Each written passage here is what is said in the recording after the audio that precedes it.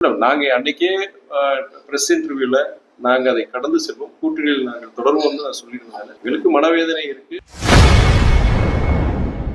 மதிமுக பொதுச் செயலாளர் வைகோவுக்கு MP seat வழங்காததால் மதிமுகவினர் மனவேதனையில் இருப்பதாக அக்கட்சியின் மதுரை எம்பி துரை வைகோ செய்தியாளர் சந்திப்பில் தெரிவித்துள்ளார். நீங்களே பாக்குறீங்க, திருமண நிகழ்ச்சி மாவட்ட பொருளாளருடைய திருமண நிகழ்ச்சி இது. அதனால் நான் இங்க வர வேண்டி இருந்தது.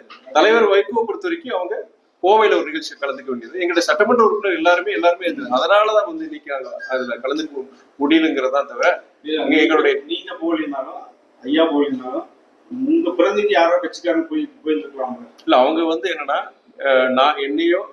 நான் அல்லது தலைவர் தான் கூப்பிட்டு இருந்தாங்க. 2 பேரும் முக்கியமான திருமண நிகழ்ச்சி.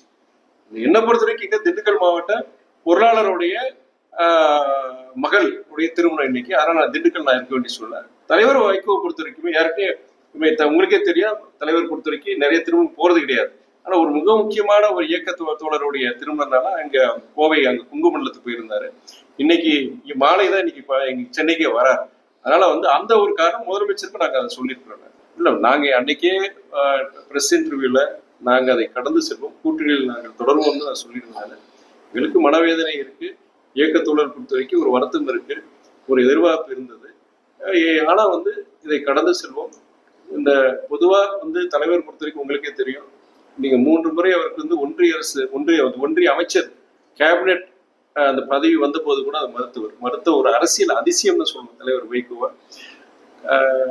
மக்கள் தொண்டு மக்கள் பணி, இதுதான் எங்களுடைய மறுமலர்ச்சி திமுக என்கிற அந்த இயக்கத்துக்கும் சரி, தலைவர் வைகோவுக்கும் சரி, இதுதான் ஒரு பொது வாழ்க்கையோட அடிப்படையான ஒரு பண்பு நினைச்சு இத்தனை வருஷம் நாங்கள் செயல்பட்டு இருக்கிறோம்.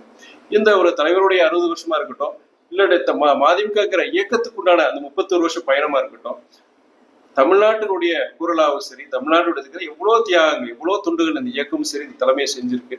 இதுல நாங்க நாடாளுமன்றத்துல இருந்துதான் நாங்க பணியாற்றணும் கிடையாது, இந்த சட்டமன்றத்துல இருந்தா சில நேரங்கள் நாங்க தேர்தலையும் கூட பகிஷ்கரிச்சிருக்கோம். நாங்க தேர்தல் சட்டமன்ற தேர்தலே நாங்க புறக்கணிச்சிருக்கோம். நாங்க அதனால இது ஒரு வாய்ப்பு, கூடுதல் வாய்ப்பு.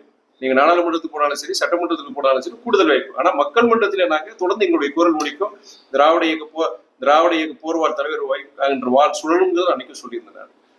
அதனால எங்களை பொறுத்த வரைக்கும் இந்த கூட்டணியை பற்றி இதுல மாற்றம் இருக்கு. இதனால மாற்றம். செய்திகளை உள்ளது உள்ளபடி தெரிந்து கொள்ள ரெஃப்ளெக்ட் நியூஸை சப்ஸ்கிரைப் பண்ணுங்க.